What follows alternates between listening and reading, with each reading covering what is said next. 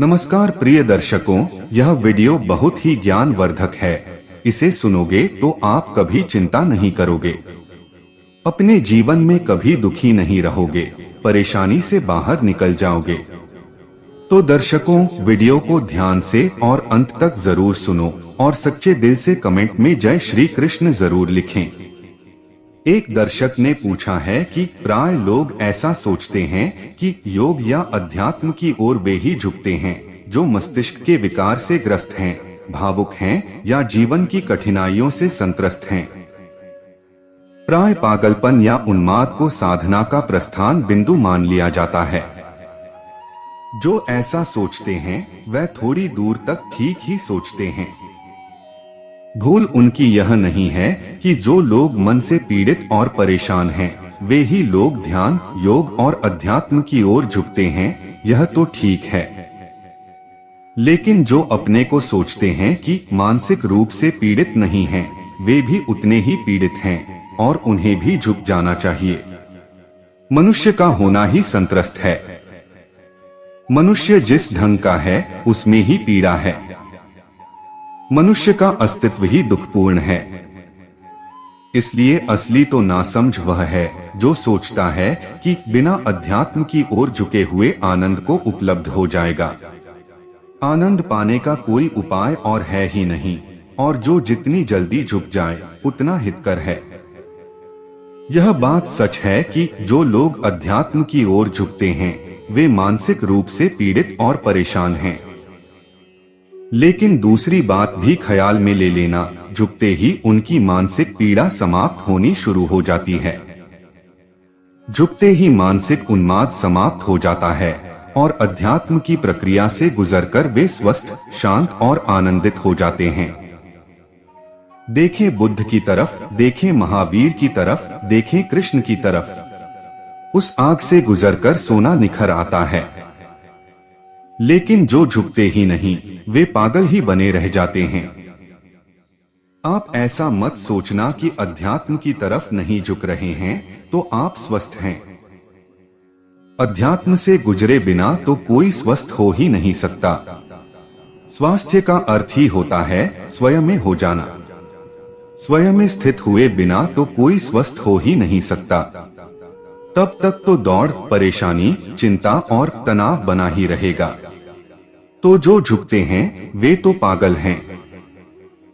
जो नहीं झुकते हैं वे और भी ज्यादा पागल हैं, क्योंकि झुके बिना पागलपन से छूटने का कोई उपाय नहीं है।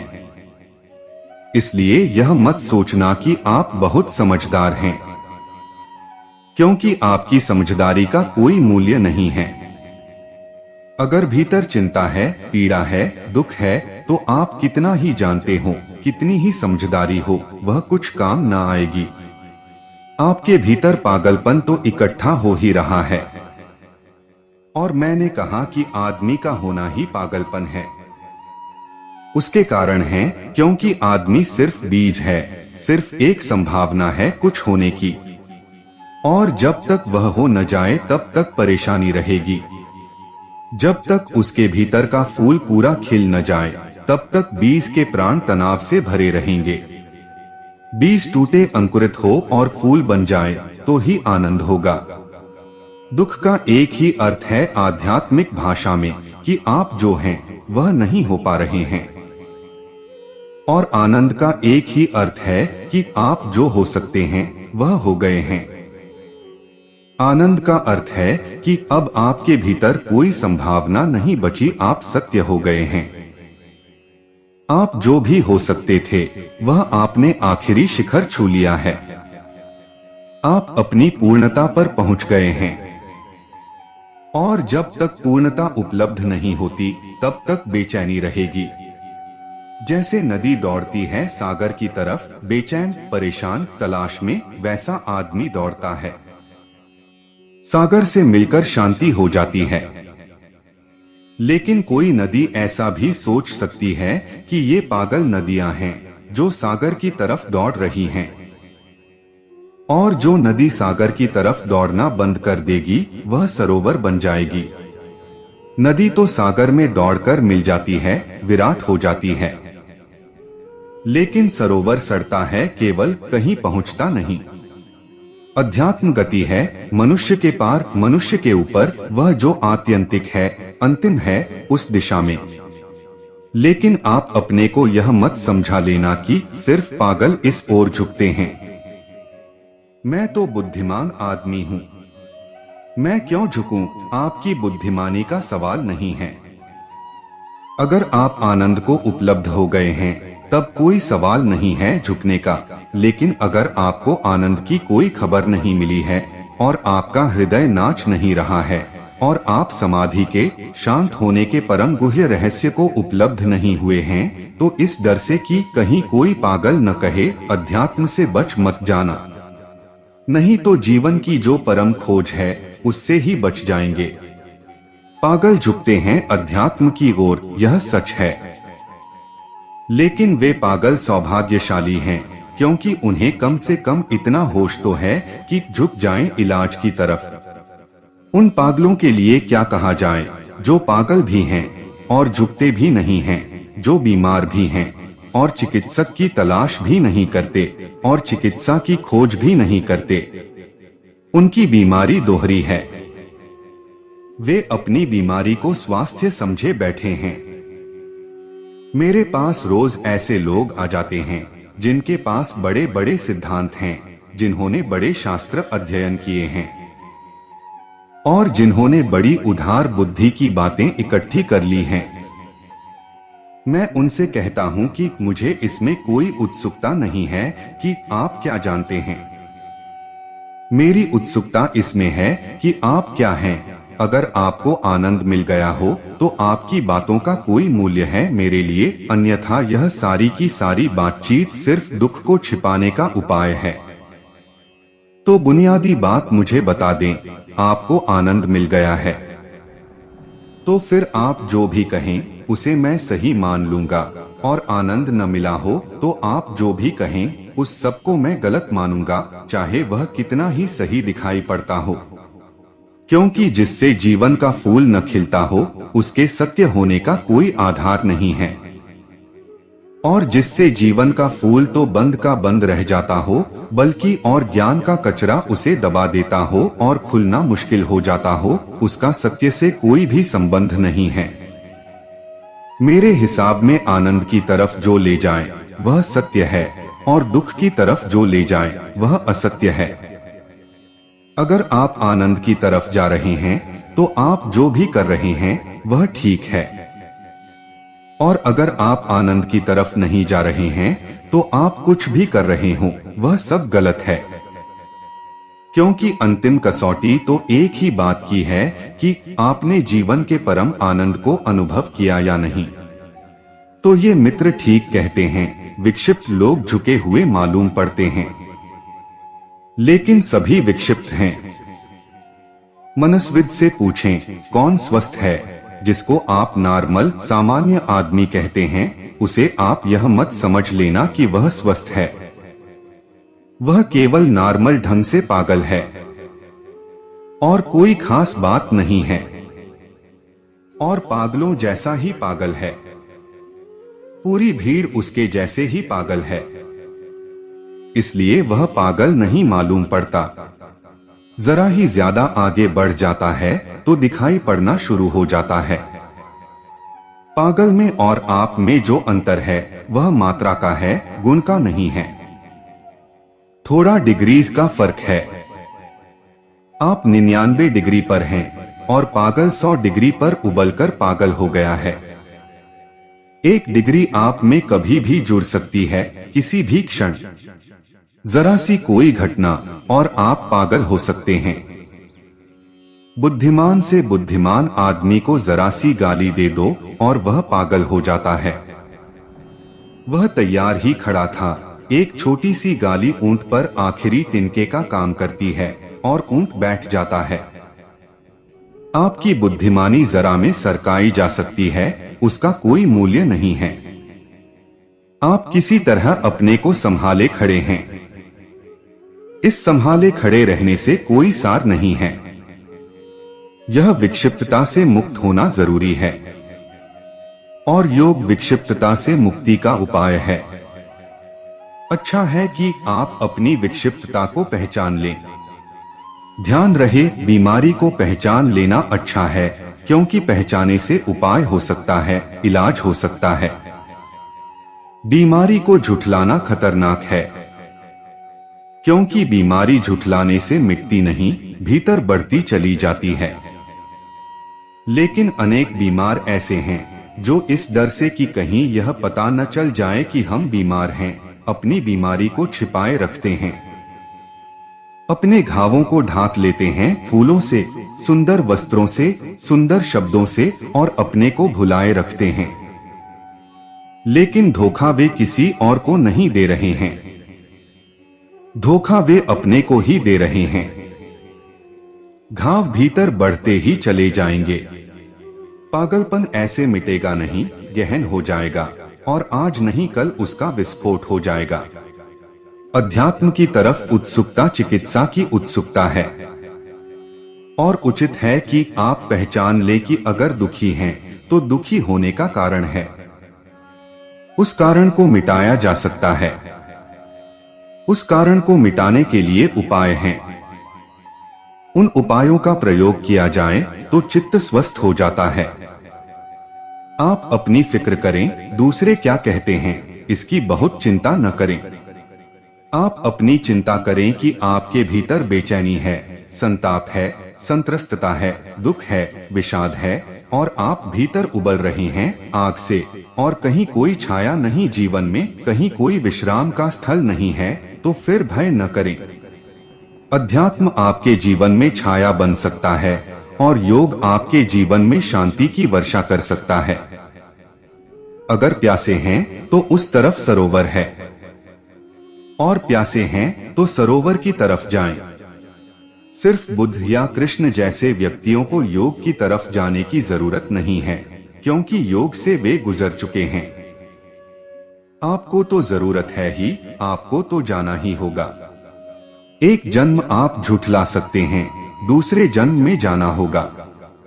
आप अनेक जन्मों तक झुठला सकते हैं, लेकिन बिना जाए कोई उपाय नहीं है। और जब तक कोई अपने भीतर के आत्यंतिक केंद्र को अनुभव न कर ले और जीवन के परम स्रोत में न डूब जाए, तब तक विक्षिप्तता बनी ही रहती है। दो शब्द हैं, एक है विक्षिप्तता और एक है विमुक्तता। मन का होना ही विक्षिप्तता है। ऐसा नहीं है कि कोई मन पागल होते हैं, मन का स्वभाव ही पागलपन है। मन का अर्थ है मैडनेस, वह पागलपन है। और जब कोई मन से मुक्त होता है तो स्वस्थ होता है, तो विमुक्त होता है। आमतौर से हम सोचते हैं कि किसी का मन खराब है और किसी का मन अच्छा है। यह जानकर आपको हैरानी होगी, योग की दृष्टि से मन का होना ही खराब है। कोई अच्छा मन नहीं होता, मन होता ही रोग है। कोई अच्छा रोग नहीं होता, रोग बुरा ही होता है। जैसे हम अगर कहें अभी तूफान था सागर में और अब तूफान शांत हो गया है, तो आप मुझसे पूछ सकते हैं कि शांत तूफान कहाँ है, तो मैं कहूँगा शांत तूफान का अर्थ ही यह होता है कि अब तूफान नहीं है। शांत तूफान जैसी कोई चीज नहीं होती। शांत तूफान का अर्थ ही होता है कि तूफान अब नहीं है। तूफान तो जब भी होता है तो अशांत ही होता है। ठीक ऐसे ही अगर आप पूछें कि शांत मन क्या है, तो मैं आपसे कहूंगा कि शांत मन जैसी कोई चीज होती ही नहीं। मन तो जब भी होता है तो अशांत ही होता है। शांत मन का अर्थ है कि मन रहा ही नहीं। मन और अशांति पर्यायवाची हैं। उन दोनों का एक ही मतलब है। भाषाकोश में नहीं, भाषाकोश में तो मन का अलग अर्थ है और अशांति का अलग अर्थ है। लेकिन जीवन के कोश में मन और अशांति एक ही चीज के दो नाम हैं। और शांति और अमन एक ही चीज के दो नाम हैं। नो माइंड अमन, जब तक आपके पास मन है आप विक्षिप्त रहेंगे ही। मन भीतर पागल की तरह चलता ही रहेगा। और अगर आपको भरोसा न हो तो एक छोटा सा प्रयोग करना शुरू करें। अपने परिवार को या अपने मित्रों को लेकर बैठ जाएं। 1 घंटे दरवाजा बंद कर लें। अपने निकटतम 10-5 मित्रों को लेकर बैठ जाएं और एक छोटा सा प्रयोग करें। आपके भीतर जो चलता हो उसको जोर से बोलें। जो भी भीतर चलता हो, जिसको आप मन कहते हैं, उसे जोर से बोलते जाएं। ईमानदारी से उसमें बदलाहट न करें। इसकी फिक्र न करें कि लोग सुनकर क्या कहेंगे। एक छोटा सा खेल है, इसका उपयोग करें। आपको बड़ा डर लगेगा कि यह जो भीतर धीमे धीमे चल रहा है, इसको जोर से कहूं, पत्नी क्या सोचेगी, बेटा क्या सोचेगा, मित्र क्या सोचेंगे। लेकिन अगर सच में हिम्मत हो तो यह प्रयोग करने जैसा है। फिर एक एक व्यक्ति करे, 15-15 मिनट एक एक व्यक्ति बोले। जो भी उसके भीतर हो उसको जोर से बोलता जाए। आप 1 घंटे भर के प्रयोग के बाद पूरा कमरा अनुभव करेगा कि हम सब पागल हैं। आप कोशिश करके देखें। अगर आपको डर लगता हो दूसरों का, तो किसी दिन अकेले में ही पहले करके देख लें। आपको पता चल जाएगा कि पागल कौन है, लेकिन राहत भी बहुत मिलेगी। अगर इतनी हिम्मत कर सके मित्रों के साथ, तो यह खेल बड़े ध्यान का है। बहुत राहत मिलेगी, क्योंकि भीतर का बहुत सा कचरा बाहर निकल जाएगा और एक हल्कापन आ जाएगा। और पहली दफा यह अनुभव होगा कि मेरी असली हालत क्या है। मैं अपने को बुद्धिमान समझ रहा हूँ, बड़ा सफल समझ रहा हूँ, बड़े पदों पर पहुँच गया हूँ, धन कमा लिया है, बड़ा नाम है, इज्जत है। और भीतर यह पागल बैठा है, और इस पागल से छुटकारा पाने का नाम अध्यात्म है। मेहर बाबा 1936 में अमेरिका में थे और एक व्यक्ति को उनके पास लाया गया। उस व्यक्ति को दूसरों के विचार पढ़ने की कुशलता उपलब्ध थी। उसने अनेक लोगों के विचार पढ़े थे। वह किसी भी व्यक्ति के सामने आंख बंद करके बैठ जाता था और वह व्यक्ति जो भीतर सोच रहा होता उसे बोलना शुरू कर देता। मेहर बाबा वर्षों से मौन थे, तो उनके भक्तों को, मित्रों को जिज्ञासा और कुतूहल हुआ कि वह जो आदमी वर्षों से मौन है, वह भी भीतर तो कुछ सोचता होगा। तो इस आदमी को लाया जाए, क्योंकि वे तो कुछ बोलते नहीं। तो उस आदमी को लाया गया। वह मेहर बाबा के सामने आंख बंद करके बड़ी उसने मेहनत की, पसीना पसीना हो गया। फिर उसने कहा कि लेकिन बड़ी मुसीबत है, यह आदमी कुछ सोचता ही नहीं। मैं बताऊं भी तो क्या बताऊं, मैं बोलूं तो भी क्या बोलूं। मैं आंख बंद करता हूं और जैसे मैं एक दीवार के सामने हूं जहां कोई विचार नहीं है। इस निर्विचार अवस्था का नाम विमुक्तता है। जब तक भीतर विचार चल रहा है, वह पागल है, वह पागलपन है। यह ऐसा ही समझिए कि आप बैठे बैठे दोनों टल चलाते रहें। यहाँ वे समझे नहीं अपनी ही बात। अगर भाग्यवाद ही सच है तो क्यों का कोई सवाल ही नहीं। परमात्मा ही मुझसे बोलता है। बोलते क्यों हैं, यह कोई सवाल नहीं है। उन मित्र ने पूछा है, अगर भाग्यवाद ही सच है तो आप लोगों से क्यों कहते हैं कि साधना करो। यह मेरा भाग्य है कि मैं उनसे कहूं कि साधना करो। इसमें मैं कुछ कर नहीं रहा हूं। यह मेरी नियति है और यह आपकी नियति है कि आप सुनो और बिल्कुल करो मत। भाग्य कोई वाद नहीं है। भाग्य जीवन को देखने का एक ढंग और जीवन को बदलने की एक कीमिया है। यह कोई कमजोरों की बात नहीं है कि बैठ गए हाथ पर हाथ रखकर, सिर झुकाकर कि क्या करें, भाग्य में नहीं है। यह बहुत हिम्मत की बात है और बहुत ताकतवर लोगों की बात है कि जो कह सकें कि सभी कुछ उस परमात्मा से हो रहा है, सभी कुछ बेशर्त, अच्छा या बुरा, सफलता या असफलता, मैं अपने को हटाता हूँ। मैं बीच में नहीं हूँ।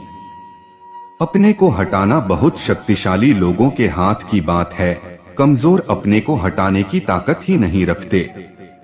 जैसे ही आप यह समझ पाएंगे कि भाग्य एक विधि है, एक टेक्निक, हजारों टेक्निक हैं। मगर भाग्य बहुत गजब की टेक्निक है। अगर इसका उपयोग कर सकें तो आप 24 घंटे के लिए उपयोग करके देखें।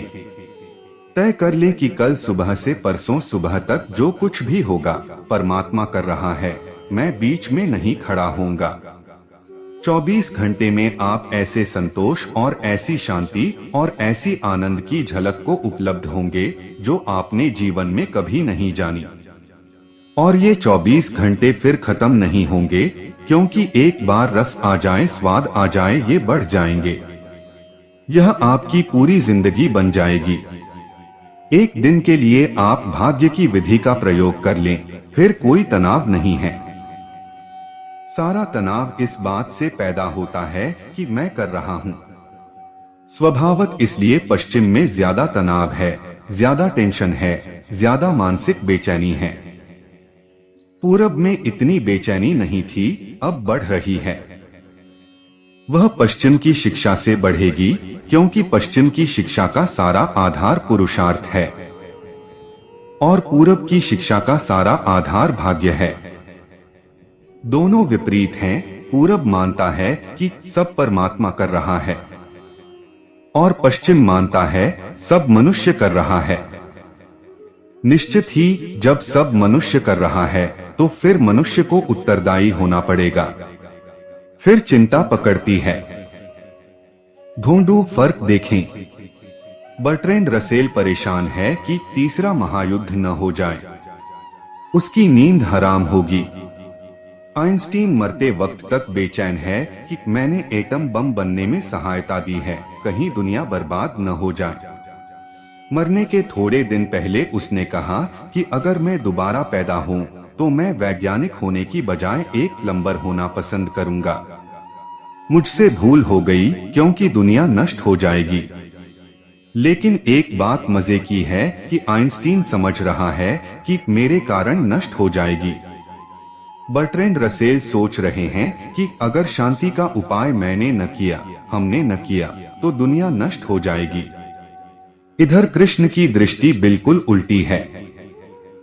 कृष्ण अर्जुन से कहते हैं कि जिनको तू सोचता है कि तू मारेगा, उन्हें मैं पहले ही मार चुका हूं।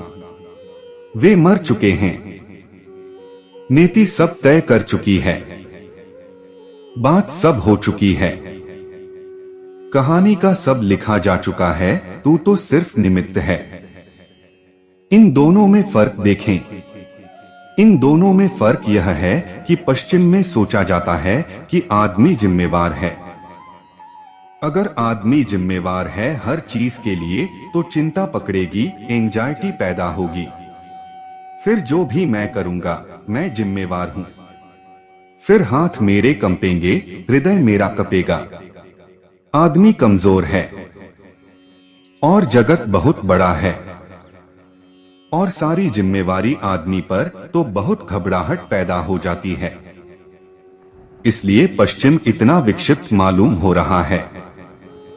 इस विक्षिप्तता के पीछे पुरुषार्थ का आग्रह है। पूरब बड़ा शांत था, यहाँ जो भी हो रहा था कोई जिम्मेवारी व्यक्ति की न थी, उस परम नियंता की थी। यह सच है या झूठ, यह सवाल नहीं है। पुरुषार्थ ठीक है कि भाग्य, यह सवाल नहीं है। मेरे लिए तो पुरुषार्थ चिंता पैदा करने का उपाय है। अगर किसी को चिंता पैदा करनी है तो पुरुषार्थ सुगम उपाय है। अगर आपको चिंता में रस है तो आप सारी जिम्मेवारी अपने ऊपर ले लें। और अगर आपको चिंता में रस नहीं है और समाधि में रस है तो सारी जिम्मेवारी परमात्मा पर छोड़ दें। परमात्मा न भी हो तो कोई फर्क नहीं पड़ता, आपके छोड़ने से फर्क पड़ता है। समझ ले परमात्मा न भी हो, कहीं कोई परमात्मा न हो, लेकिन आप परमात्मा पर छोड़ दें, आपसे उतर जाएं, आपके ख्याल से हट जाएं। आप जिम्मेवार नहीं हैं, कोई और जिम्मेवार है, बात समाप्त हो गई। आपकी चिंता विलीन हो गई। चिंता के मूल आधार में अस्मिता, अहंकार, मैं है। इसे एक विधि की तरह समझें और प्रयोग करें तो आप चकित हो जाएंगे। आपकी जिंदगी को बदलने में भाग्य की धारणा इतना अद्भुत काम कर सकती है जिसका कोई हिसाब नहीं है। लेकिन बहुत सजग होकर उसका प्रयोग करना पड़े। कोई आदमी आपको गाली देता है तो आप स्वीकार करते हैं कि परमात्मा की मर्जी है। आपके भीतर क्रोध आ जाता है तो भी आप स्वीकार करते हैं कि परमात्मा की मर्जी। मार पीट हो जाती है तो भी आप स्वीकार करते हैं कि परमात्मा की मर्जी। वह आपकी छाती पर बैठ जाता है तो भी आप स्वीकार करते हैं कि परमात्मा की मर्जी, या आप उसकी छाती पर बैठ जाते हैं तो भी आप स्वीकार करते हैं कि परमात्मा की मर्जी है। ध्यान रहे, जब वह आपकी छाती पर बैठा हो तब स्वीकार करना बहुत आसान है कि परमात्मा की मर्जी है। जब आप उसकी छाती पर बैठे हों तब स्वीकार करना बहुत मुश्किल है कि परमात्मा की मर्जी है, क्योंकि आप काफी कोशिश करके उसकी छाती पर बैठ पाए हैं। उस वक्त मन में यही होता है कि अपने पुरुषार्थ का ही फल है कि इसकी छाती पर बैठे हैं। सुख के क्षण में परमात्मा की मर्जी साधना है, सफलता के क्षण में परमात्मा की मर्जी साधना है, विजय के क्षण में परमात्मा की मर्जी का स्मरण साधना है, तो आपकी जिंदगी बदल जाती है। अनिवार्य रूपेण आप बिल्कुल नए हो जाते हैं। चिंता का केंद्र टूट जाता है। अब हम सूत्र को लें। इस प्रकार जानकर जो पुरुष नष्ट होते हुए सब चराचर भूतों में नाशरहित परमेश्वर को संभाव से स्थित देखता है, वही देखता है। कौन देखता है, कौन जानता है, किसके पास दर्शन है, दृष्टि है, उसकी व्याख्या है। किसका जानना सही जानना है और किसके पास असली आंख है, कौन देखता है। इस प्रकार जानकर जो पुरुष नष्ट होते हुए सब चराचर भूतों में नाशरहित परमेश्वर को संभाव से स्थित देखता है, वही देखता है। यह संसार हम सब देखते हैं, इसमें सभी नाश होता दिखाई पड़ता है, सभी परिवर्तित होता दिखाई पड़ता है, सभी लहरों की तरह दिखाई पड़ता है, क्षणभंगुर। इसे देखने के लिए कोई बड़ी गहरी आंखों की जरूरत नहीं है। जो आंखें हमें मिली हैं, वे काफी हैं। इन आंखों से ही दिखाई पड़ जाता है। लेकिन बड़ी कठिनाई है, इन आंखों से ही दिखाई पड़ जाता है कि यहाँ सब क्षणभंगुर है। लेकिन हम में बहुत से लोग आंखें होते हुए बिल्कुल अंधे हैं। यह भी दिखाई नहीं पड़ता कि यहाँ सब क्षणभंगुर है। यह भी दिखाई नहीं पड़ता। हम क्षणभंगुर वस्तुओं को भी इतने जोर से पकड़ते हैं, उससे पता चलता है कि हमें भरोसा है कि चीजें पकड़ी जा सकती हैं और रोकी जा सकती हैं।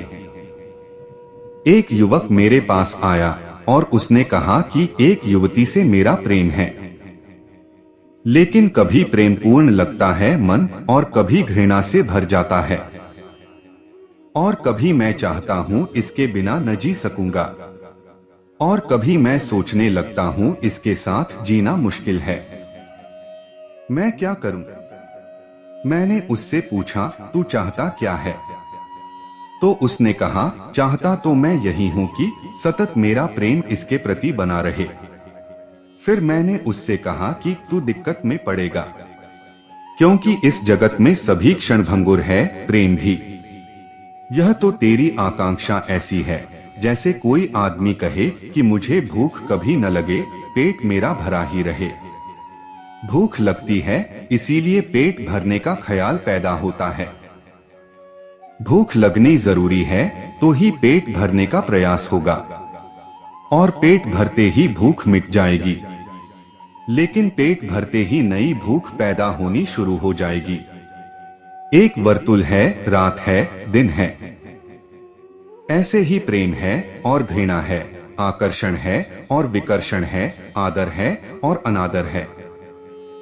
हमारी सारी तकलीफ यह होती है कि अगर किसी व्यक्ति के प्रति हमारा आदर है तो हम कोशिश करते हैं सतत बना रहे।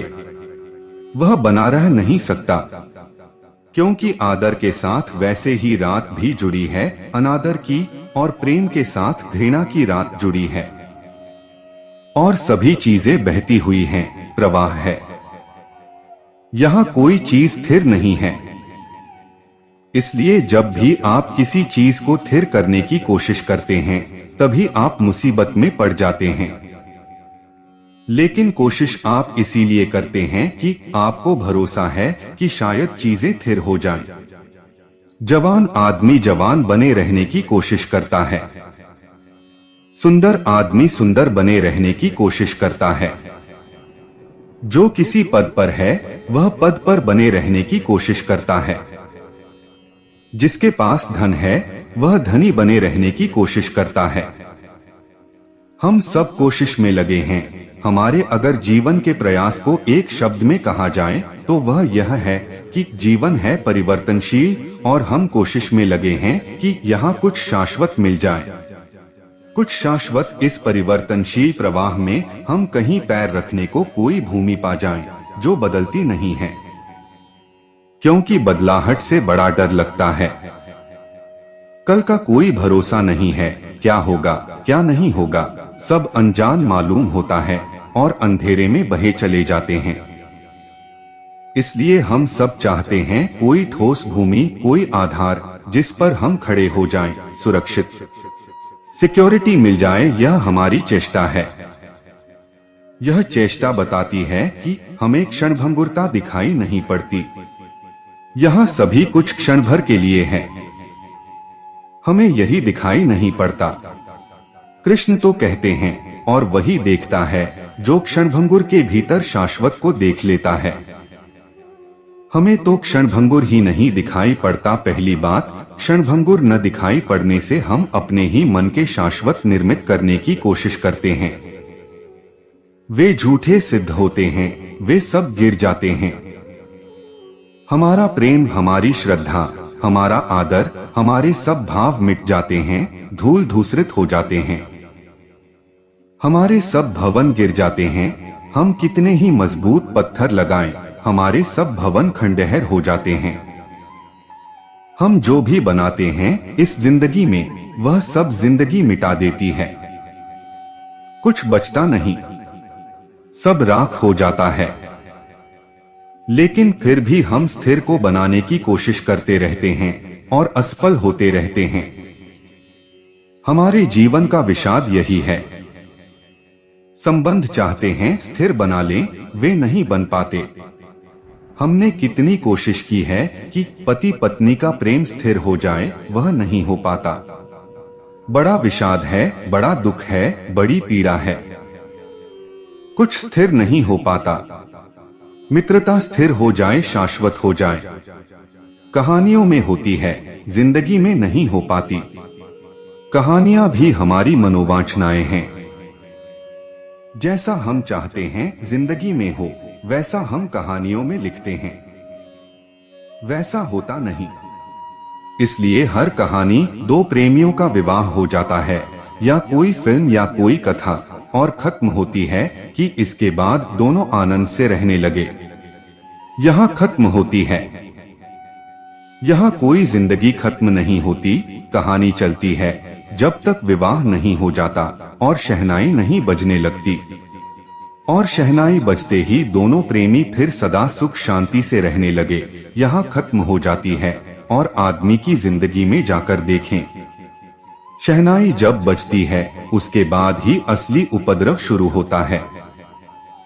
उसके पहले थोड़ी बहुत सुख शांति रही भी हो, उसके बाद बिल्कुल नहीं रह जाती, लेकिन उसे हम ढांक देते हैं, वहां से पर्दा गिरा देते हैं, वहां कहानी खत्म हो जाती है।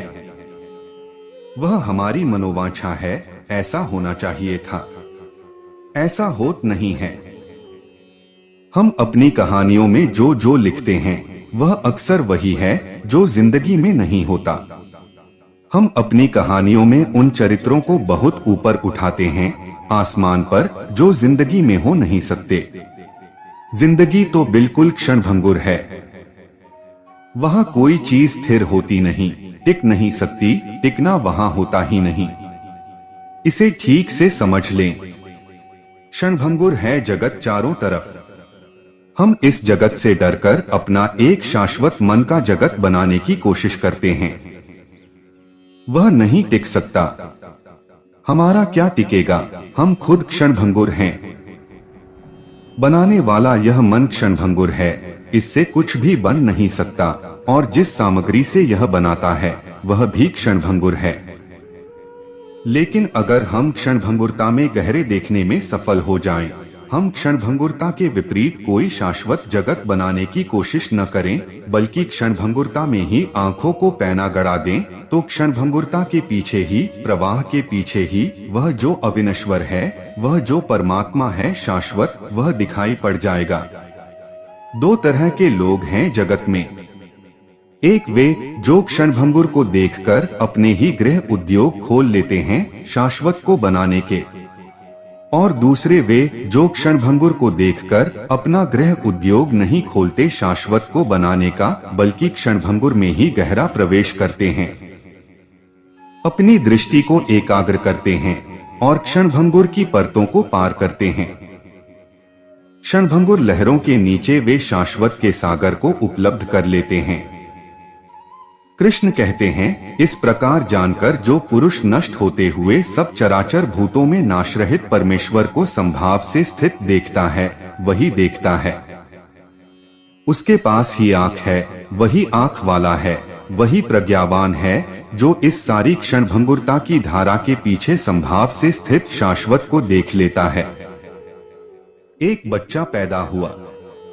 आप देखते हैं, जीवन आया, फिर वह बच्चा जवान हुआ, फिर का हुआ, और फिर मरघट पर आप उसे विदा कर आए, और आप देखते हैं, मौत आ गई। कभी इस जन्म और मौत दोनों के पीछे संभाव से स्थित कोई चीज आपको दिखाई पड़ी? जन्म दिख जाता है, मृत्यु दिख जाती है, लेकिन जन्म और मृत्यु के भीतर जो छिपा हुआ जीवन है वह हमें कभी दिखाई नहीं पड़ता, क्योंकि जन्म के पहले भी जीवन था और मृत्यु के बाद भी जीवन होगा। मृत्यु और जन्म जीवन की विराट व्यवस्था में केवल दो घटनाएं हैं। जन्म एक लहर है और मृत्यु लहर का गिर जाना है। लेकिन जिससे लहर बनी थी वह जो सागर था, वह जन्म के पहले भी था और मृत्यु के बाद भी होगा। वह हमें दिखाई नहीं पड़ता। तो जन्म के समय हम बैंड बाजे बजा लेते हैं कि जीवन आया, उत्सव हुआ। फिर मृत्यु के समय हम रो धो लेते हैं कि जीवन गया, उत्सव समाप्त हुआ, मौत घट गई। लेकिन दोनों स्थितियों में हम चूक गए उसे देखने से जो न कभी पैदा होता है और न कभी नष्ट होता है, पर हमारी आंखें उसको नहीं देख पाती। अगर हम जन्म और जीवन के भीतर परम जीवन को देख पाएं, तो कृष्ण कहते हैं, तो तुम्हारे पास आंख है। तो आंख की एक परिभाषा हुई कि परिवर्तनशील में जो शाश्वत को देख ले। जहां सब बदल रहा हो वहां उसे देख ले जो कभी नहीं बदलता है। वह आंख वाला है, इसलिए हमने इस मुल्क में फिलॉसफी को दर्शन कहा है।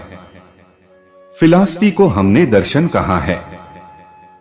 दर्शन का अर्थ है यह जो देख ले शाश्वत को परिवर्तनशील में। बनाने की जरूरत नहीं है, हमारे बनाए वह न बनेगा, वह मौजूद है। वह जो परिवर्तन है वह केवल ऊपर की परत है, पर्दा है। उसके भीतर वह छिपा है, चिरंतन। हम सिर्फ पर्दे को हटाकर देखने में सफल हो जाएं। हम कब तक सफल न हो पाएंगे? जब तक हम अपने गृह उद्योग जारी रखेंगे और शाश्वत को बनाने की कोशिश करते रहेंगे। जब तक हम परिवर्तन के विपरीत अपना ही सनातन बनाने की कोशिश करेंगे, तब तक हम परिवर्तन में छिपे शाश्वत को न देख पाएंगे। गृहस्थ का आध्यात्मिक अर्थ होता है जो अपना शाश्वत बनाने में लगा है। संन्यास्त का आध्यात्मिक अर्थ होता है जो अपना शाश्वत नहीं बनाता, जो परिवर्तन में शाश्वत की खोज में लगा है। गृहस्थ का अर्थ है घर बनाने वाला। संन्यास्त का अर्थ है घर खोजने वाला। सन्यासी उस घर को खोज रहा है जो शाश्वत है ही, जिसको किसी ने बनाया नहीं। वही परमात्मा है, वही असली घर है। और जब तक उसको नहीं पा लिया तब तक हम घर विहीन होमलेस भटकते ही रहेंगे। गृहस्थ वह है जो परमात्मा की फिक्र नहीं करता। यह चारों तरफ परिवर्तन है, इसके बीच में पत्थर की मजबूत दीवारें बनाकर अपना घर बना लेता है खुद, और उस घर को सोचता है मेरा घर है, मेरा आवास है। गृहस्थ का अर्थ है जिसका घर अपना ही बनाया हुआ है। संन्यस्त का अर्थ है जो उस घर की तलाश में है जो अपना बनाया हुआ नहीं है, जो है ही। दो तरह के शाश्वत हैं, एक शाश्वत जो हम बनाते हैं, वे झूठे ही होने वाले हैं। हमसे क्या शाश्वत निर्मित होगा? शाश्वत तो वह है जिससे हम निर्मित हुए हैं। आदमी जो भी बनाएगा वह टूट जाएगा, बिखर जाएगा। आदमी जिससे बना है जब तक उसको न खोज ले तब तक सनातन, शाश्वत, अनादि, अनंत का कोई अनुभव नहीं होता, और जब तक उसका अनुभव न हो जाए तब तक हमारे जीवन में चिंता, पीड़ा, परेशानी रहेगी। क्योंकि जहाँ सब कुछ बदल रहा है वह निश्चित कैसे हुआ जा सकता है? जहाँ पैर के नीचे से जमीन खिसकी जा रही हो वहाँ कैसे निश्चित रहा जा सकता है? जहाँ हाथ से जीवन की रेत खिसकती जाती हो और जहाँ एक एक पल जीवन रिक्त होता जाता हो और मौत करीब आती हो, वहाँ कैसे शांत रहा जा सकता है? वहाँ कोई कैसे आनंदित हो सकता है?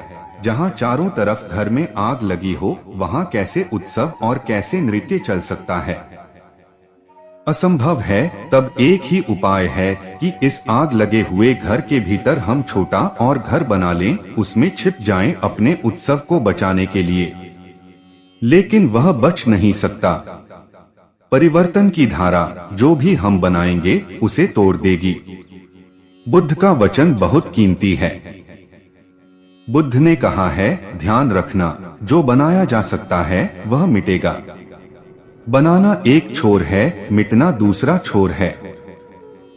और जैसे एक डंडे का एक छोर नहीं हो सकता, दूसरा भी होगा ही। चाहे आप कितना ही छिपाओ भुलाओ, डंडे का दूसरा छोर भी होगा ही।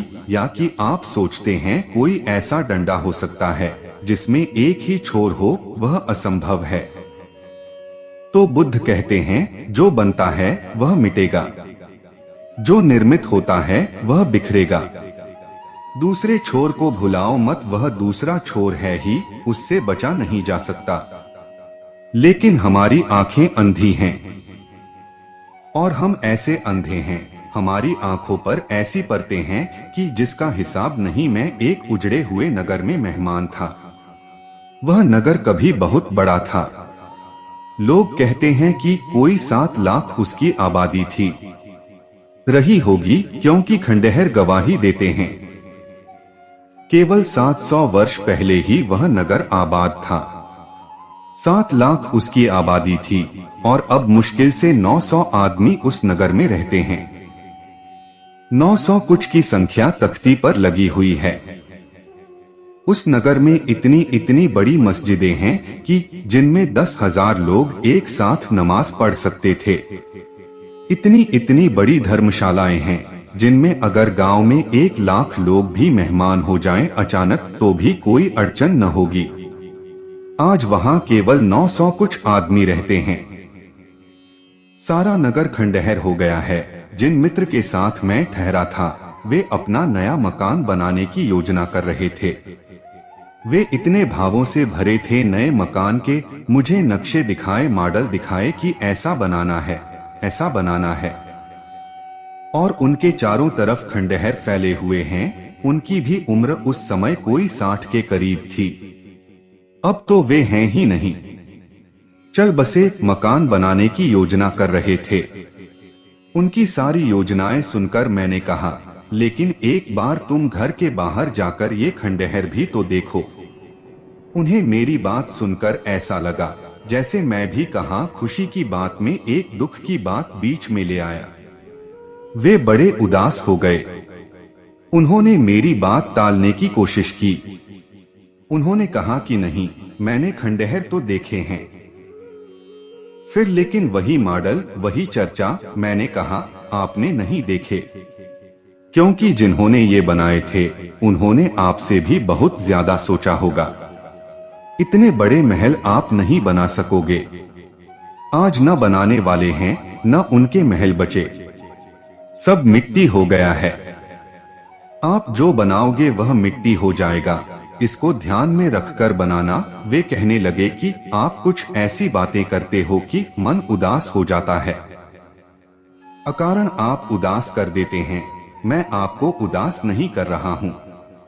दूसरा छोर देखना जरूरी है, दूसरे छोर को देखकर बनाओ।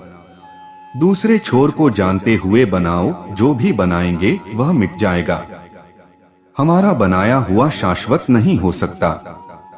हम शाश्वत नहीं हैं, लेकिन हमारे भीतर और इस परिवर्तन के भीतर कुछ है जो शाश्वत है। अगर हम उसे देख लें, उसे देखा जा सकता है। परिवर्तन को जो साक्षी भाव से देखने लगे, थोड़े दिन में परिवर्तन की परत हट जाती है और शाश्वत के दर्शन होने शुरू हो जाते हैं। परिवर्तन से जो लड़े नहीं, परिवर्तन को जो देखने लगे, परिवर्तन के विपरीत कोई उपाय न करे, परिवर्तन के साथ जीने लगे, परिवर्तन से भागे नहीं, परिवर्तन में बहने लगे, न कोई लड़ाई, न कोई झगड़ा, न विपरीत में कोई आयोजन, जो परिवर्तन को राजी हो जाए, सिर्फ जागा हुआ देखता रहे। धीरे धीरे परिवर्तन की परत बहुत पतली है, होगी ही। परिवर्तन की परत बहुत मोटी नहीं हो सकती, बहुत पतली है, तभी तो क्षण में बदल जाती है। धीरे धीरे परिवर्तन की परत मखमल की परत मालूम होने लगती है। उसे आप हटा लेते हैं, उसके पार शाश्वत दिखाई पड़ना शुरू हो जाता है। कृष्ण कहते हैं, नाशरहित परमेश्वर को जो संभाव से स्थित देखता है वही देखता है, क्योंकि वह पुरुष संभाव से स्थित हुए परमेश्वर को समान देखता हुआ अपने द्वारा आपको नष्ट नहीं करता है। इससे वह परम गति को प्राप्त होता है, क्योंकि वह पुरुष संभाव से स्थित हुए परमेश्वर को समान देखता हुआ अपने द्वारा आपको नष्ट नहीं करता है। इसे समझ लें, इससे वह परम गति को प्राप्त होता है। हम अपने ही द्वारा अपने आप को नष्ट करने में लगे हैं। हम जो भी कर रहे हैं उसमें हम अपने को नष्ट कर रहे हैं। लोग, अगर मैं उनसे कहता हूँ कि ध्यान करो, प्रार्थना करो, पूजा में उतरो, तो वे कहते हैं समय कहाँ, और वे ही लोग ताश खेल रहे हैं। उनसे मैं पूछता हूँ क्या कर रहे हो, वे कहते हैं समय काट रहे हैं। उनसे मैं कहूँ ध्यान करो, वे कहते हैं समय कहाँ। होटल में घंटों बैठकर वे सिगरेट फूंक रहे हैं, चाय पी रहे हैं, व्यर्थ की बातें कर रहे हैं। उनसे मैं पूछता हूँ क्या कर रहे हो, वे कहते हैं समय नहीं कटता, समय काट रहे हैं। बड़े मजे की बात है, जब भी कोई काम की बात हो तो समय नहीं है, और जब कोई बेकाम बात हो तो हमें इतना समय है कि उसे काटना पड़ता है। ज्यादा है हमारे पास समय। कितनी जिंदगी है आपके पास? ऐसा लगता है बहुत ज्यादा है, जरूरत से ज्यादा है। आप कुछ खोज नहीं पा रहे, क्या करें इस जिंदगी का? तो ताश खेलकर काट रहे हैं, सिगरेट पीकर काट रहे हैं, शराब पीकर काट रहे हैं, सिनेमा में बैठकर काट रहे हैं, फिर भी नहीं कटती। तो सुबह जिस अखबार को पढ़ा उसे दोपहर को फिर पढ़कर काट रहे हैं, शाम को फिर उसी को पढ़ रहे हैं। कटती नहीं जिंदगी, ज्यादा मालूम पड़ती है। आपके पास समय बहुत मालूम पड़ता है और आप काटने के उपाय खोज रहे हैं। पश्चिम में विचारक बहुत परेशान हैं, क्योंकि काम के घंटे कम होते जा रहे हैं और आदमी के पास समय बढ़ता जा रहा है और काटने के उपाय कम पड़ते जा रहे हैं। बहुत मनोरंजन के साधन खोजे जा रहे हैं, फिर भी समय नहीं कट रहा है। तो पश्चिम के विचारक घबराए हुए हैं कि अगर 50 साल ऐसा ही चला तो 50 साल में मुश्किल से 1 घंटे का दिन हो जाएगा काम का, वह भी मुश्किल से, वह भी सभी लोगों के लिए काम नहीं मिल सकेगा। क्योंकि टेक्नोलॉजी यंत्र सब संभाल लेंगे, आदमी खाली हो जाएगा। बड़े से बड़ा जो खतरा पश्चिम में आ रहा है वह यह कि जब आदमी खाली हो जाएगा और समय काटने को कुछ भी न होगा, तब आदमी क्या करेगा? आदमी बहुत उपद्रव मचा देगा। वह कुछ भी काटने लगेगा समय काटने के लिए। वह कुछ भी करेगा, समय काटेगा, क्योंकि बिना समय काटे वह नहीं रह सकता। आपको पता नहीं चलता। आप कहते रहते हैं कि कब जिंदगी के उपद्रव से छुटकारा हो, कब दफ्तर से छूटूं, कब नौकरी से मुक्ति मिले, कब रिटायर हो जाऊं। लेकिन जो रिटायर होते हैं उनकी हालत देखें। रिटायर होते ही से जिंदगी बेकार हो जाती है। समय नहीं कटता। मनस्विद कहते हैं कि रिटायर होते ही आदमी की 10 साल उम्र कम हो जाती है। अगर वह काम करता रहता 10 साल और जिंदा रहता, क्योंकि अब कहां काटे तो अपने को ही काट लेता है, अपने को ही नष्ट कर लेता है। यह सूत्र कहता है कि जो व्यक्ति परिवर्तन के भीतर छिपे हुए शाश्वत को संभाव से देख लेता है वह फिर अपने आप को नष्ट नहीं करता। नहीं तो हम नष्ट करेंगे। हम करेंगे क्या? इस क्षणभंगुर के प्रवाह में हम भी क्षणभंगुर का एक प्रवाह हो जाएंगे। और हम क्या करेंगे इस क्षणभंगुर के प्रवाह में? इससे लड़ने में हम कुछ इंतजाम करने में, सुरक्षा बनाने में, मकान बनाने में, धन इकट्ठा करने में, अपने को बचाने में सारी शक्ति लगा देंगे और यह सब बह जाएगा। हम बचेंगे नहीं। वह सब जो हमने किया व्यर्थ चला जाएगा। थोड़ा सोचें, आपने जो भी जिंदगी में किया है, जिस दिन आप मरेंगे उसमें से कितना सार्थक रह जाएगा। अगर आज ही आपकी मौत आ जाए तो आपने बहुत काम किए हैं।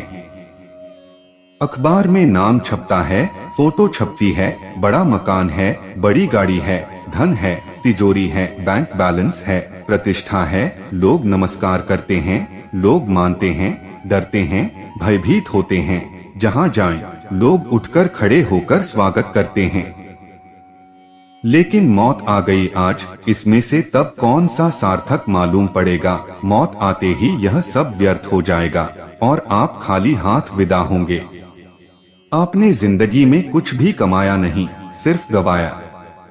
आपने जिंदगी गंवाई, आपने अपने को काटा और नष्ट किया, आपने अपने को बेचा और व्यर्थ की चीजें खरीद लाए, आपने आत्मा गंवाई और सामान इकट्ठा कर लिया। जीसस ने बार बार कहा है कि क्या होगा फायदा अगर तुमने पूरी दुनिया भी जीत ली और अपने को गवा दिया? क्या पाओगे तुम अगर तुम सारे संसार के मालिक भी हो गए और अपने ही मालिक न रहे? महावीर ने बहुत बार कहा है कि जो अपने को पा लेता है वह सब पा लेता है, जो अपने को गवा देता है वह सब गवा देता है। हम सब अपने को गवा रहे हैं। कोई फर्नीचर खरीद ला रहा है आत्मा बेचकर, लेकिन हमें पता नहीं चलता कि आत्मा बेची, क्योंकि आत्मा का हमें पता ही नहीं है। हमें पता ही नहीं हम कब उसको बेच देते हैं, कब हम उसको खो आते हैं। जिसका हमें पता ही नहीं वह संपदा कब रिक्त होती चली जाती है। 4 पैसे के लिए आदमी बेईमानी कर सकता है, झूठ बोल सकता है, धोखा दे सकता है, पर उसे पता नहीं कि धोखा, बेईमानी, झूठ बोलने में वह कुछ गवा भी रहा है, वह कुछ खो भी रहा है। वह जो खो रहा है उसे पता नहीं है। वह जो कमा रहा है 4 पैसे, वह उसे पता है। इसलिए कौड़ियां हम इकट्ठी कर लेते हैं और हीरे खो देते हैं। कृष्ण कहते हैं वही आदमी अपने को नष्ट करने से बचा सकता है जिसको सनातन शाश्वत का थोड़ा सा बोध आ जाए। उसके बोध आते ही अपने भीतर भी शाश्वत का बोध आ जाता है। जो हम बाहर देखते हैं वही हमें भीतर दिखाई पड़ता है। जो हम भीतर देखते हैं वही हमें बाहर दिखाई पड़ता है। बाहर और भीतर दो नहीं हैं, एक ही सिक्के के 2 पहलू हैं। अगर मुझे सागर की लहरों में सागर दिखाई पड़ जाए तो मुझे मेरे मन की लहरों में मेरी आत्मा भी दिखाई पड़ जाएगी। अगर एक बच्चे के जन्म और एक के की मृत्यु में लहरें मालूम पड़े और भीतर छिपे हुए जीवन की झलक मुझे आ जाए, तो मुझे अपने बुढ़ापे, अपनी जवानी, अपने जन्म, अपनी मौत में भी जीवन की शाश्वतता का पता हो जाएगा। इस बोध का नाम ही दृष्टि है और इस बोध से ही कोई परम गति को प्राप्त होता है। और जो पुरुष संपूर्ण कर्मों को सब प्रकार से प्रकृति से ही किए हुए देखता है तथा आत्मा को अकर्ता देखता है, वही देखता है। वही जो मैं आपसे कह रहा था। चाहे आप ऐसा समझें कि सब परमात्मा कर रहा है, तब भी आप अकर्ता हो जाते हैं। सांख्य कहता है सभी कुछ प्रकृति कर रही है, तब भी आप अकर्ता हो जाते हैं। मूल बिंदु है अकर्ता हो जाना। नॉन डूअर आप करने वाले नहीं हैं। किसी को भी मान ले कि कौन कर रहा है, इससे फर्क नहीं पड़ता। सांख्य की दृष्टि को कृष्ण यहाँ प्रस्तावित कर रहे हैं। वे कह रहे हैं जो पुरुष संपूर्ण कर्मों को सब प्रकार से प्रकृति से ही किए हुए देखता है तथा आत्मा को अकर्ता देखता है, वही देखता है। और यह पुरुष जिस काल में भूतों के न्यारे न्यारे भाव को एक परमात्मा के संकल्प के आधार पर स्थित देखता है तथा उस परमात्मा के संकल्प से ही संपूर्ण भूतों का विस्तार देखता है, उस काल में सच्चिदानंद घन को प्राप्त होता है। जो कुछ हो रहा है, जो भी कर्म हो रहे हैं, वे प्रकृति से हो रहे हैं। और जो भी भाव हो रहे हैं, वह परमात्मा से हो रहे हैं, वह पुरुष से हो रहे हैं। पुरुष और प्रकृति दो तत्व हैं। सारे कर्म प्रकृति से हो रहे हैं और सारे भाव पुरुष से हो रहे हैं। इन दोनों को इस भांति देखते ही आपके भीतर का जो आत्यंतिक बिंदु है, वह दोनों के बाहर हो जाता है। न तो वह भोगता रह जाता है और न करता रह जाता है, वह देखने वाला ही हो जाता है। एक तरफ देखता है प्रकृति की लीला और एक तरफ देखता है भाव की, पुरुष की लीला, और दोनों के पीछे सरक जाता है। वह तीसरा बिंदु हो जाता है, असली पुरुष हो जाता है। तो कृष्ण कहते हैं वह सच्चिदानंद घन को प्राप्त हो जाता है। ऐसा जो देखता है वही देखता है, बाकी सब अंधे हैं। जीसस बहुत बार कहते हैं कि अगर तुम्हारे पास आंखें हो तो देख लो, अगर तुम्हारे पास कान हो तो सुन लो। जिनसे वे बोल रहे थे उनके पास ऐसी ही आंखें थीं जैसी आपके पास आंखें हैं। जिनसे वे बोल रहे थे वे कोई बहरे लोग नहीं थे, कोई ते बहरों की भीड़ में नहीं बोल रहे थे, लेकिन वे निरंतर कहते हैं कि आंखें हो तो देख लो, कान हो तो सुन लो। क्या मतलब है उनका? मतलब यह है कि हमारे पास आंखें तो जरूर हैं, लेकिन अब तक हमने उनसे देखा नहीं, या जो हमने देखा है वह देखने योग्य नहीं है। हमारे पास कान तो जरूर हैं, लेकिन हमने उनसे कुछ सुना नहीं, और जो हमने सुना है न सुनते तो कोई हर्ज न था। चूक जाते तो कुछ भी न चूकते, न देख पाते न सुन पाते। जो हमने सुना और देखा है तो कोई हानि नहीं थी। थोड़ा हिसाब लगाया करें कभी कभी कि जिंदगी में जो भी आपने देखा है, अगर न देखते क्या चूक जाता? भला ताजमहल देखे हो, न देखते तो क्या चूक जाता? और जो भी आपने सुना है, अगर न सुनते तो क्या चूक जाता? अगर आपके पास ऐसी कोई चीज देखने में आई हो जो आप कहें कि उसे अगर न देखते तो जरूर कुछ चूक जाता और जीवन अधूरा रह जाता, और ऐसा कुछ सुना हो कि उसे न सुना होता तो कानों का होना व्यर्थ हो जाता। अगर कुछ ऐसा देखा और ऐसा सुना हो कि मौत भी उसे छीन न सके और मौत के क्षण में भी वह आपकी संपदा बनी रहे, तो आपने आंख का उपयोग किया, तो आपने कान का उपयोग किया, तो आपका जीवन सार्थक हुआ है। कृष्ण कहते हैं वही देखता है जो इतनी बातें कर लेता है, परिवर्तन में शाश्वत को पकड़ लेता है, प्रवाह में नित्य को देख लेता है, बदलते हुए में न बदलते हुए की झलक पकड़ लेता है, वही देखता है। कर्तृत्व प्रकृति का है। भोक्तृत्व पुरुष का है, और जो दोनों के बीच साक्षी हो जाता है, जो दोनों से अलग कर लेता है, कहता है न मैं भोगता हूं और न मैं करता हूं। सांख्य की यह दृष्टि बड़ी गहन दृष्टि है। कभी कभी वर्ष में 3 सप्ताह के लिए छुट्टी निकाल लेनी जरूरी है। छुट्टियां हम निकालते हैं, लेकिन हमारी छुट्टियां जो हम रोज करते हैं उससे भी बदतर होती हैं। हम छुट्टियों से थके मादे लौटते हैं और घर आकर बड़े प्रसन्न अनुभव करते हैं कि चलो छुट्टी खत्म हुई, अपने घर लौट आए। छुट्टी है ही नहीं। हमारा जो हॉलीडे है, जो अवकाश का समय है, वह भी हमारे बाजार की दुनिया की ही दूसरी झलक है। उसमें कोई फर्क नहीं है। लोग पहाड़ पर जाते हैं और वहां भी रेडियो लेकर पहुंच जाते हैं। रेडियो तो घर पर ही उपलब्ध था। वह पहाड़ पर जो सूक्ष्म संगीत चल रहा है उसे सुनने का उन्हें पता ही नहीं चलता। वहां भी जाकर रेडियो वे उसी तेज आवाज से चला देते हैं। उससे उनको तो कोई शांति नहीं मिलती। पहाड़ की शांति जरूर थोड़ी खंडित होती है। सारा उपद्रव लेकर आदमी अवकाश के दिनों में भी पहुंच जाता है जंगलों में। सारा उपद्रव लेकर अगर उस उपद्रव में जरा भी कमी हो तो उसको अच्छा नहीं लगता। वह सारा उपद्रव वहां जमा लेता है।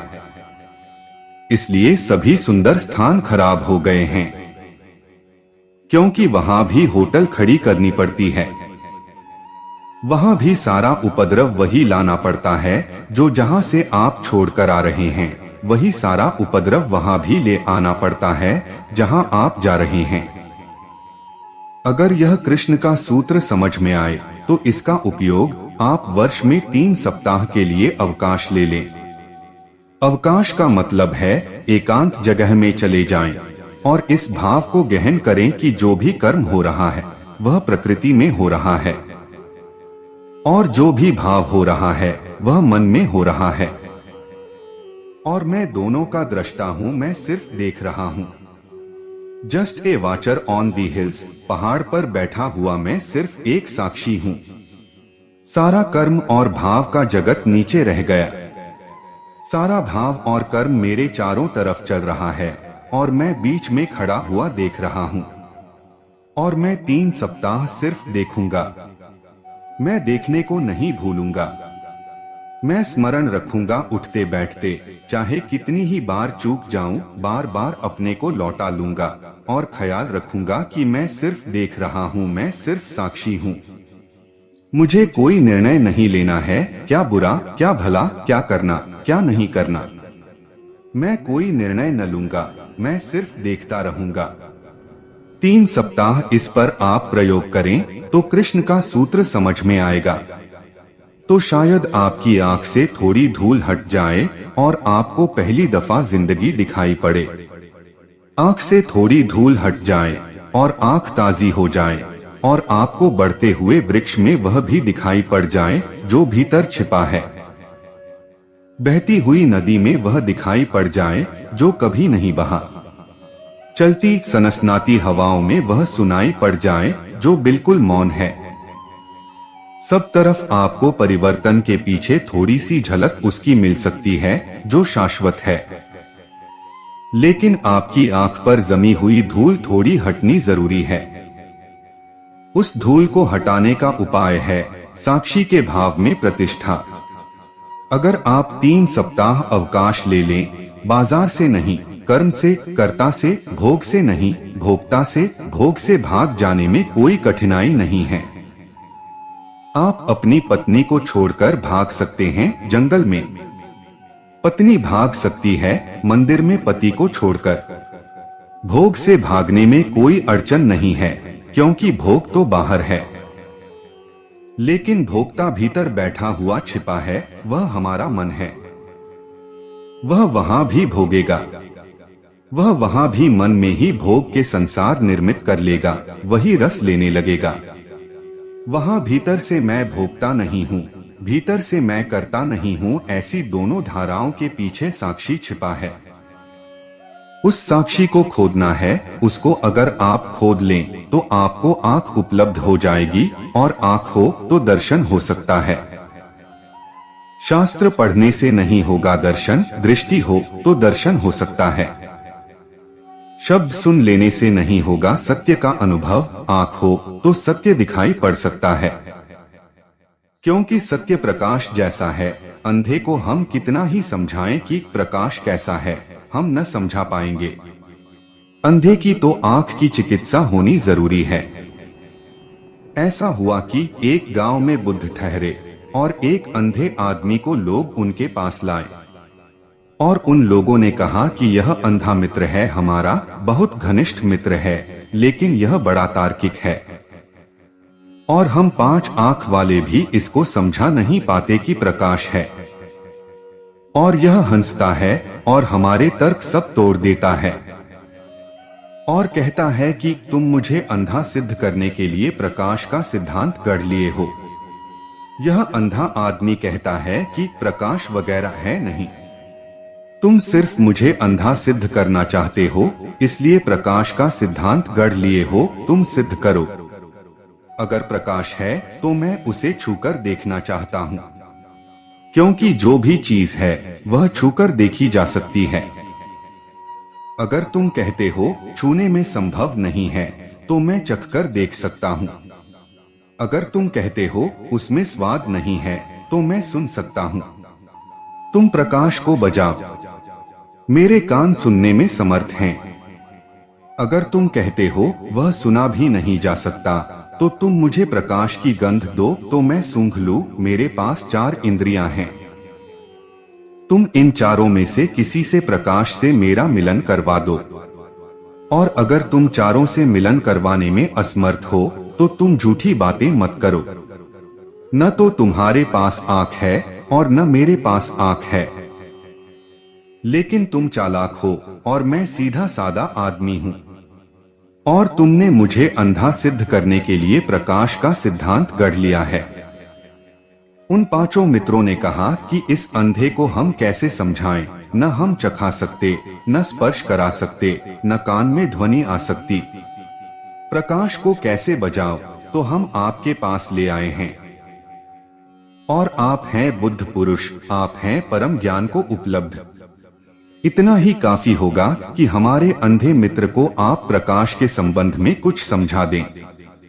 बुद्ध ने कहा, तुम गलत आदमी के पास आ गए, मैं तो समझाने में भरोसा ही नहीं करता।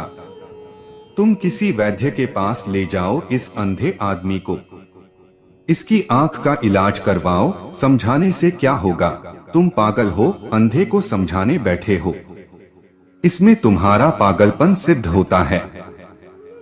तुम इसकी चिकित्सा करवाओ, तुम इसे वैद्य के पास ले जाओ, इसकी आंख अगर ठीक हो जाए तो तुम्हारे बिना तर्क के भी, तुम्हारे बिना समझाए यह प्रकाश को जानेगा, और तुम अगर इनकार करोगे कि प्रकाश नहीं है तो यह सिद्ध करेगा कि प्रकाश है।